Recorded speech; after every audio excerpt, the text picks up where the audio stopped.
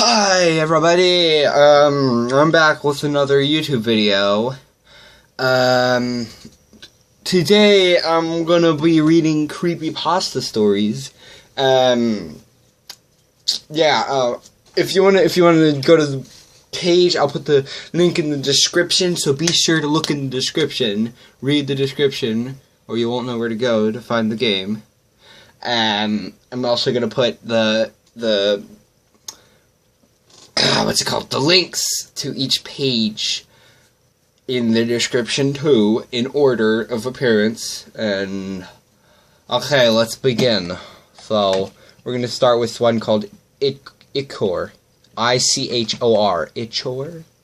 Both should wait. Creepypasta is part of the story. Oh, screw that. We'll just read one. Okay. The Ichor Forest is considered one of the most dangerous forests known to explorers. This forest, which lines the upper half of a town called Perch Creek, has some of the most oddly formed natural waterways ever discovered. The Ichor effect, which is divided into two parts, is the definition of what happens to those who enter the Ichor Forest, or the definition of a natural structure that has a similar appearance and growth to the Ichor in waterway. Part 1. The Ichor effect that defines what happens to explorers. The exact incident, which is detailed in the town's history, was the disappearance of several explorers in the forest who had inexplicably aged or seemed to have aged. This effect is the explanation of unexplainable aging and intense paranoia/dementia. And the extreme aging is not aging at all, but the appearance of aging due to extreme stress. The body is forced to produce massive amounts of new blood cells, and hair grows because of hormones and effectively ages the body. Wow. This is the only explanation science has come up with, but it is still only a theory. No effective tests could be done when the original scientists were alive, and in 1957 all tests were halted. Needless to say, there's no proof either way that the Ichor effect can actually happen, or if it is something else. Part 2. The second part of the Ichor effect can only be explained by explaining the natural formation of the Ichor waterway. Ichor Forest is surrounding a natural spring that seems to be a huge, monumental steel tower with no windows or doors that rests in the middle of a natural moat. The moat then wraps in a spiral shape around the forest and through it in equal-sized rings, all the way to the forest border. Sorry if I'm itching my arm a lot. I got stung by a wasp. Now my elbow's so itchy. I'll try to stop scratching for a while. Sorry about this. So itchy. Oh my god. Oh my god. Okay, I think I'm done itching. Ow. Okay, where were we? The trees are all pointed toward the tower as well, unless it is summer, in which the trees seem to be completely pointed upwards. Every summer, the water appears to also dry up. It is unknown why this happens, but the tree theory says it is simply an optical illusion done by years of lore. The effect states that the repetitive nature of the waterway and forest leads to massive paranoia of impossible situations, increased hostility and anger, extreme stress, and hallucinations. This can lead to most to suicide. However, those that live appear to have aged inexplicably. This is not always the case. Sometimes they view the real world as simply a fake image created by the forest. Wow, interesting. This effect has been noted on all explorers of the forest while the trees were present. When they were burnt down the first time, the tower was found, and people initially thought a creature called the Pitch that had lived in there.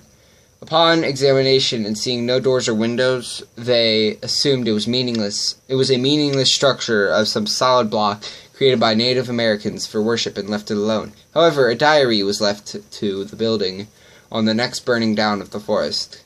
The last entry was scribbled in with a dying pen and very frantically written. Blank, I found this building. It's blank meters tall and at least 2 horses in length. It's cold to the touch, minus the fact it is blank degrees outside. There is a bunch of missing text, or text impossible to read due to the dying pen. During the night, the tower seems warmer to the touch, like the body is pressed against it. Like a body is pressed against it. Not only that, but I can hear blank scratch blank from the inside. Probably hear something scratching something scratch coming from inside. The diary had no more pages in it. It appeared to be used for years worth of data and movement through the forest with active time checks. The forest was forgotten years later when the town settled to what it is today. In addition, the Icker Forest is now off limits. About 10 years ago, the Icker Forest was put off limits when 2 teenage boys entered it and never came back. After a year of active searching, most of the search parties disappeared, and all further searching was called off. The town assumed some wild animal or group of people living in there were killing all who enter for food because bodies could not be found. That's interesting. How long is this? Oh my god, this is so long. That's what she said. Explanation of the town. The town of Perch Creek is located on the outskirts of the Icker Forest. It is 135,000 acres of rich land susceptible to all kind of farming opportunities. It is also one of the few places in America that has all 4 seasons to the most extreme, ranging from snow to boiling heat. It is a Pleasantville, if there ever was one. Population of 13,465 put this town to the very brink of exploding. Perch Creek was founded in 1815 by George Holdran, who came over in a boat from Germany and wanted to start a new life. He founded the town in the Midwest by buying it off the Native Americans and ran the town as a place for his family and friends he brought over. This was the first quadrant. There's not very many interesting things left. Let's go to the next one. And if you guys want to finish reading it, you can do that by just going to the website. I'll copy. Yeah. I'll take you to the next story so you don't have to watch me searching for it. So yeah. Okay, I found the next creepypasta. It's called Does Whatever a Spider Does. That's a weird name. Yeah, let's begin. Insert, the machine said, so I put the card in, hoping to withdraw the million I had found earlier, but whatever I did, it only kept popping up the same message in my mind. Does whatever a spider does. What? Where had this message come from? All I knew was that I had seen it on a piece of paper in the guy's wallet. The guy I had taken the money from. Alone it made no sense, but I was sure it was part of a sentence, or saying, does whatever a spider does? What did whatever a spider did? I hoisted my bag over my shoulder, and felt in my jeans pocket for the handle of my pistol. Setting off to the new store gave me a delinquent feeling, proud yet wrathful.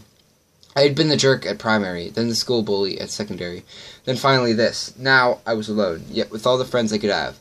I guess the reason I chose crime was because I had always loathed those goody kids who would sneak on people and report things to staff. This was the life, I told myself. I headed into the store. This was the best job. No sitting around like a loafer, no arrogance, no psychological harm done by the sacking, just a quick, clean standoff and getaway, and then I'd be rich. Quick as a tiger, I slunk into the store, pretending to shop, and then came up to the counter. Yes, can we help you, sir? Asked the bartender. Yeah, I pretended to consider, then whipped out the gun. All your damn money. What? The barkeeper yelled. But I cocked the trigger and pointed it at him. He frantically pressed a panic button, upended the drawer. I seized the cash and sneered at him, running out of the store, down the street, and into a taxi, the last place the police would think of. Where to? Asked the driver. Oh, just Central Square, I said.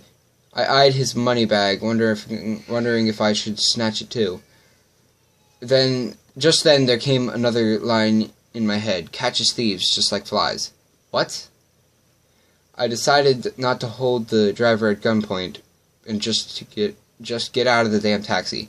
In the next shop, the theft went just as well. Even better, they barely hesitated before I stole the cash. The fools didn't even press the panic button. And on the street, on the way out, there it was again, in my head. Spins a web, any size. And what was this about? I found a bank, which was closing for the afternoon and had only 2 guards in there. Faced with both of my pistols, they didn't hesitate to open the safes. My, this job was going so easy, so let's recap. I had not 100, but 200. plus 500 from the bank, all in one daring afternoon. On the way out, it was like my brain was unlocking itself. A sort of ding happened, and then in my head, look out, here comes the And on the way down past the street's corner, I saw a guitarist. Long blonde hair, singing a song about how he dressed like a spider, and how he deserved one big hug. I thought it was weird, but went on. I mean, who in their right mind dresses like a spider? To steal. Criminals wear normal, unremarkable clothes. I chose my next attack at night, anticipating a rich older woman because she could have even more money. She was walking home on the dark alley. I waited until she went to the end, then leapt out of my hiding place. Come on, you hag. Give me the cash, I said. She looked at me like I was an imbecile. Manners, she said. Young men like you have forgotten their manners. Not really, just wanting to get rich. Suddenly a burning, zealous rage gripped me. Give me the bag, you ugly witch, I shouted. No one was there to see, thanks to it being night. To my surprise, she spat on the ground. I raised my arm and brandished the gun, only to have it yanked out of my hand. I twisted round. What was happening? Couldn't see the gun anywhere. 1 minute it had been in my hand, the other it was gone. Don't mind me. I'm just scratching my stomach. Yeah, I don't have any. Wait, no. I don't have anything. I'm just scratching my stomach. I was about to lift up my shirt. No, I'm just... Don't worry. Okay. Sorry. I'm really itchy. I twisted around. What was happening? Seeing her chance, the woman clubbed me around the jaw with her umbrella, which ached a ton. She brandished the pointed end at me. I snarled and raised a fist to punch her, but then something horribly gooey, sticky and wet latched onto my fist, and another latched onto my shoulder and dragged me back to a dark, horrid alley. There were rats in that alley. The old woman was just a hunched figure in the distance, but she looked surprised. I was terrified. I blundered down the alley, trying to work out why my tough, aggressive side, full of confidence, had gone and why this was happening. I hadn't gone before I hit a gigantic web. It was nasty, though, but I was stuck there, like a fly. The web was gigantic, 15 foot high, and sticky. Now I knew what had dragged me here. I was penned into it, unable to move, a good target for the old woman if she ever came back. I twisted my neck and saw a horrible thing. As I looked, something like a man-sized spider was crawling down the webbing towards me. I opened my mouth to yell, but suddenly saw it had not 8 legs, but 4, or rather 2 arms and 2 legs. It was human, but what was he doing on a spider's web? Had he shot it, or was there a spider swarm nearby? And also, what was he wearing? Why was he dressed in red and blue, and why did he have a spider on his clothes? As he crept nearer and nearer, his horrible white eyes boring into mine, the full rhyme suddenly crept into my mind. As I stood there pinned to the web, it all made sense. Spider-Man does whatever a spider can, spids a web whatever size, captures thieves just like flies. Oh, look out, here comes the Spider-Man. Oh. Spider-Man. Yeah. Spider-Man's evil. Or no, he's good. He caught the criminal. Yes. Spider-Man is good. Yeah. Next, Creepypasta.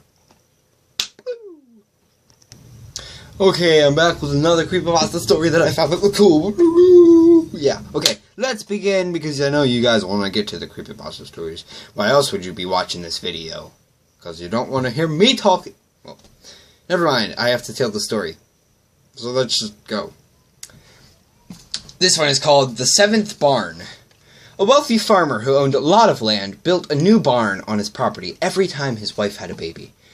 He named each barn after each of his kids, and by the time this story takes place, they had 6 kids and they were expecting number 7. That's my lucky number. But the father's wife died in childbirth, and so did the unborn baby. The farmer went insane with grief and couldn't tend to his farm. The family had no money and the farm started going under. They say the farmer, in his madness and despair, took an axe one night and led his children out to the barns, one by one, and murdered them. He buried their bodies in the 7th barn. It was the 7th barn that the farmer hung himself. Eventually, as the story goes, all the barns were torn down and the land was sold off. All except for number 7. Nobody would buy the land because of what had happened there. It was abandoned and soon fell into disrepair. They say if you go into that barn at night, you can see the ghost of the farmer hanging from the rafters and swinging in the wind. dwelling on his terrible crime for all eternity. No one was ever really sure where the 7th barn was located. It was definitely in Ohio, and some say it was the Cran's farm in Cuyahoga Valley, or at top of the world in Northampton. In 1997, a local Ohio teacher claimed that he had found the infamous barn's real location.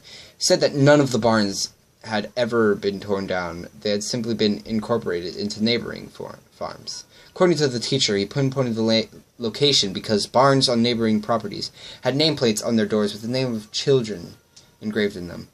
The teacher and his son set out at night to visit the barn, hoping to capture some paranormal activity on the video. The next morning, the teacher's wife reported her husband and son missing. Police found their abandoned car on the roadside. While searching the area, they entered a barn in the nearby field and found the dead bodies of the teacher and his son hanging from the rafters. Ooh, that was a short one. 4 comments. It was good until the ending with teacher and his son. Otherwise, 7 out of 10. This really happened. Nothing excuses him for killing his kid. Just throwing that out there. ... Damn. I agree. Wow. Wow. That's messed up. Wow. Commenting policy. Okay, wonderful. I read it.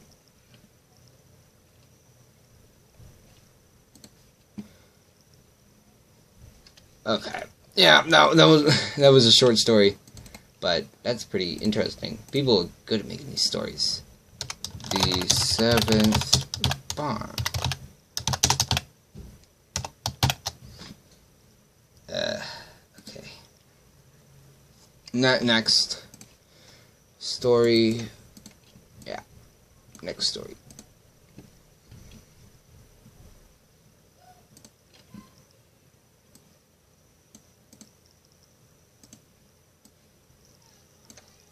Next story.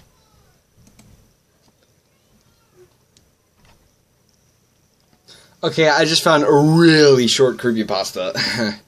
We'll just read this one and then get on to the next one because it's so short. I won't even bother cutting out part of the video. Yeah. Okay, this is called Saccades. Saccades. Oh, saccade. No.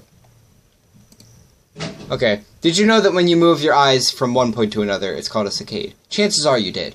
Well, when you do this, your body actually shuts down your vision for a split second to prevent you from feeling sick.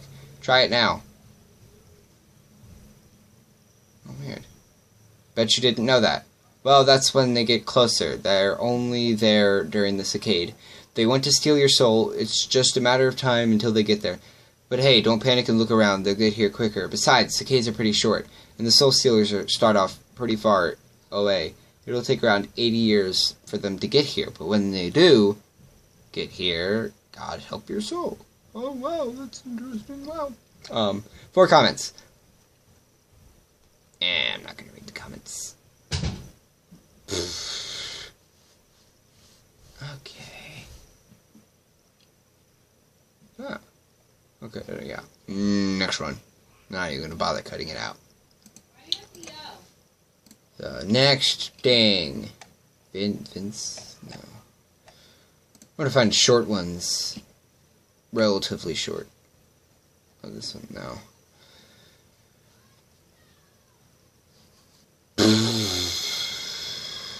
No, we're not gonna.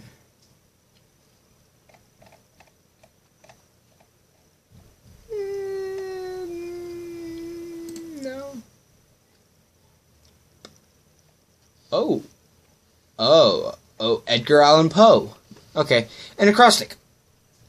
Elizabeth, it is in vain, you say. Love not, thou sayest it in so sweet a way. In vain those words from thee, or L-E-L. Xanthippes' talents had enforced so well. Ah, if that language from thy heart arise, breathe less gently forth, and veil thine eyes. Endymion, recollect when Luna tried to cure his love, was cured of all beside his folly, pride, and passion, for he died. Wow, Edgar Allan Poe. Yeah.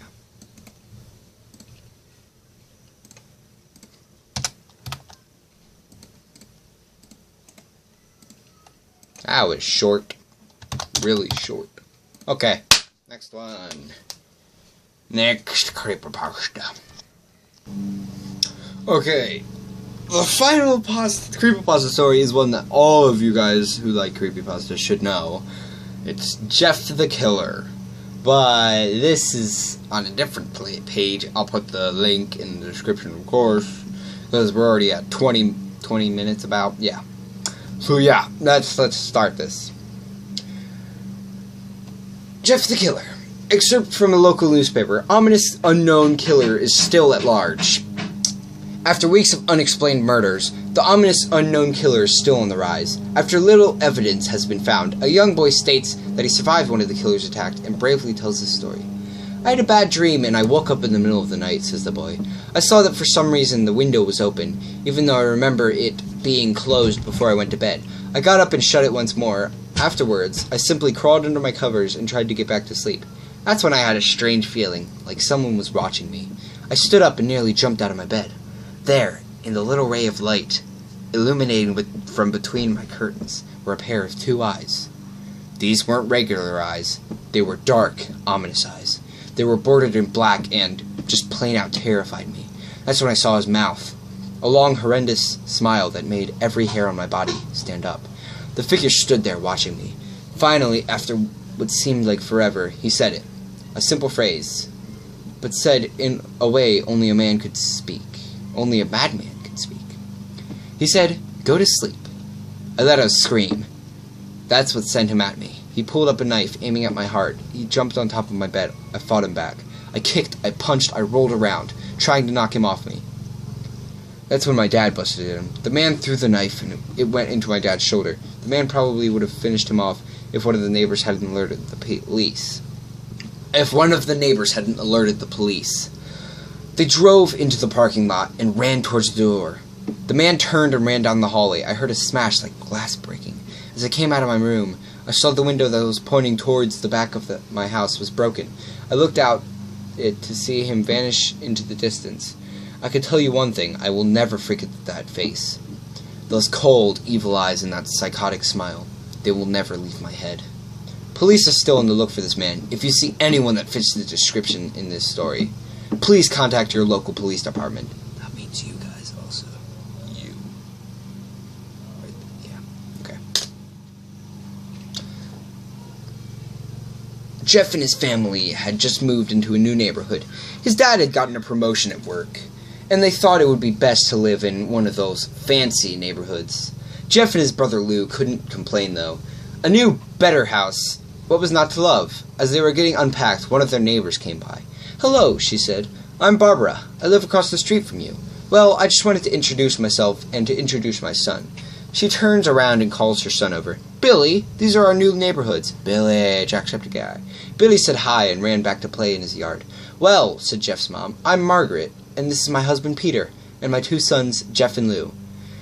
They each introduced themselves, and then Barbara invited them to her son's birthday. Jeff and his brother were about to object when their mother said that they would love to. When Jeff and his family are done packing, Jeff went up to his mom. "Mom, why would you invite us to some kid's party? If you haven't noticed, I'm not some dumb kid." "Jeff," said his mother, "we just moved here. We should show that we want to spend time with our neighbors. Now, we're going to that party, and that's final." Jeff started to talk, but stopped himself, knowing that he couldn't do anything. Whenever his mom said something, it was final. He walked up to his room and plopped down on his bed. He sat there looking at the ceiling when suddenly he got a weird feeling. Not so much pain, but a weird feeling. He dismissed it as just some random feeling. He heard his mother call down to get his stuff, and he walked down to get it. The next day, Jeff walked down the stairs to get breakfast and got ready for school. As he sat there, eating his breakfast, he once again got that feeling. This time it was stronger. It gave him a slight tugging pain, but once again dismissed it. As he and Lou finished breakfast, they walked down to the bus stop. They sat there waiting for the bus, and then, all of a sudden, some kid on a skateboard jumped over them, only inches above their laps. They both jumped back in surprise. "Hey, what the hell?" The kid landed and turned back to them. He kicked his skateboard up and caught it with his hands. The kid seems to be about 12, 1 year younger than Jeff. He wears an Aeropostale shirt and ripped blue jeans. This guy doesn't look very good. He looks like he's going to be a jerk. Which he is, because I think I've read this story before, this exact one. There's many different versions of the Jeff the Killer story, if you haven't noticed. There's some where he kills Lou, there's some where he spares Lou, and lots of them. I don't think, this is like the first one that I've heard with him and the kid. Okay, we'll just continue. Well, it looks like we got some new meat. Suddenly, 2 other kids appeared. One was super skinny, and the other was huge. He was huge. Well, since you're new here, I'd like to introduce ourselves. Over there is Keith. Jeff and Lou looked over to the skinny kid. He had a dopey face that you would expect a sidekick to have. And he's Troy. They looked over at the fat kid. Talk about a tub of lard. The kid looked like he hadn't exercised since he was crawling. And I, said the first kid, am Randy. Now, for all the kids in this neighborhood, there's a small price for bus fare, if you catch my drift. Lou stood up, ready to punch the lights out of the kid's eyes, when one of his friends pulled a knife on him. I had hoped you would be more cooperative, but it seems we must do this the hard way. The kid walked up to Lou and took his wallet out of his pocket. Jeff got that feeling again. Now, it was truly strong, a burning sensation. He stood up, but Lou gestured him to sit down. Jeff ignored him and walked up to the kid. Listen here, you little punk. Give him back my bro's wallet or else. Randy put the wallet in his pocket and pulled out his own knife. Oh, and what will you do? Just as he finished the sentence, Jeff popped the kid in the nose. And as Randy reached for his face, Jeff grabbed the kid's wrist and broke it. Randy screamed, and Jeff grabbed the knife from his hand. Troy and Keith rushed Jeff, but Jeff was too quick. He threw Randy to the ground. Keith lashed out at him, but Jeff ducked and stabbed him in the arm. Keith dropped his knife and fell to the ground screaming. Troy rushed him too, but Jeff didn't even need the knife. He just punched Troy straight in the stomach, and Troy went down. As he fell, he puked all over. Lou could do nothing but look in amazement at Jeff. Jeff, how'd you... That was all he had said. They saw the bus coming and they knew they'd be blamed for the whole thing, so they started running away as fast as they could. As they ran, they looked back and saw the bus driver rushing over to Randy and the others. As Jeff and Lou made it to school, they didn't dare tell what happened. All they did was sit and listen. Lou just thought of that as his brother beating up a few kids, but Jeff knew it was more. It was something scary. As he got that feeling, he felt how powerful he was. It was the urge to just hurt someone. He didn't like how it sounded, but he couldn't help feeling happy. He felt that strained feeling go away and stay away for the entire day of school, even as he walked home due to the whole thing near the bus stop and how now he probably wouldn't be taking the bus anymore. He felt happy. When he got home, his parents asked him how his day was, and he said in a somewhat ominous voice, "It was a wonderful day. It was a wonderful day." Yeah, no, I'm not. Next morning, he heard a knock at his front door. He walked down to find 2 police officers at the door, his mother looking back at him with an angry look. Jeff, these officers tell me that you attacked 3 kids. That it wasn't regular fighting, and that they were stabbed. Stabbed, son. Jeff's gaze fell to the floor, showing his mother that it was true. Mom, they were the ones who pulled the knives on me and Lou. Son, said one of the cops, we found 3 kids, 2 stabbed, one having a bruise on his stomach, and we have witnesses proving that you fled the scene. What does that tell us? Jeff knew it was no use. He could say him and Lou had been attacked, but then there was no proof that it was not them who attacked first. They couldn't say anything. They couldn't say that they weren't fleeing, because truth be told, they were. So Jeff couldn't defend himself or Lou. Son, call down your brother. Jeff couldn't do it, since it was him who beat up all the kids. Sir, it was me. I was the one who beat up the kids. Lou tried to hold me back, but he couldn't stop me. The cop looked at his partner, and they both nod. Little kid looks like a year in juvie. Wait, says Lou. They all looked up to see him holding a knife. The officers pulled their gun and locked them on Lou. We're gonna shoot you, boy. Put down that knife. It was me. I beat up those little punks. Have the marks to prove it. He lifted up his sleeves to reveal cuts and bruises as if he was in a struggle. Son, Just put the knife down, said the officer. Liu held up the knife and dropped it to the ground. He put his hands up and walked over to the cops. No, Liu, it was me. I did it. Jeff had tears running down his face. Huh, poor bro. Trying to take the blame for what I did. Well, take me away. The police led Liu out to the patrol car. Liu, tell them it was me. Tell them. I was the one who beat up those kids. Jeff's mother put her hands on his shoulder. Jeff, please, you don't have to lie. We know it's Liu. You can stop. Jeff watched helplessly as the cop car speeds off with Liu inside. A few minutes later, Jeff's dad pulled into the driveway. Seeing Jeff's face and knowing something was wrong. Son, what is it? Jeff couldn't answer. His vocal cords were strained from crying. Instead, Jeff's mother walked his father inside to break the bad news to him as Jeff wept in the driveway. After an hour or so, Jeff walked back into the house, seeing that his parents were both shocked, sad, and disappointed.